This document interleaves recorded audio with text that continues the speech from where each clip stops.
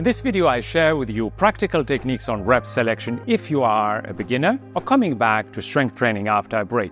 For beginners, we want to focus on laying down a foundation of good technique while avoiding injury risk.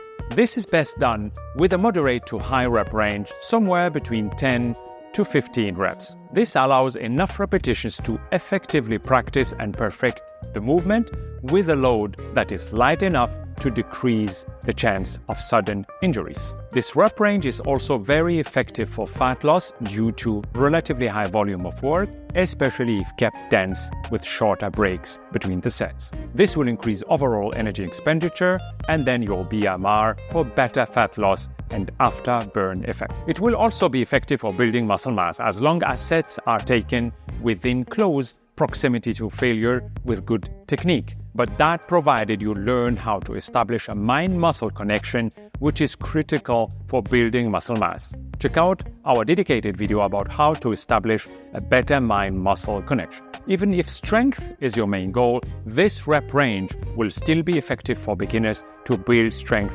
because your main focus at this stage should be perfecting your technique. If you like this content, please like, subscribe, and share with loved ones. Thank you for watching.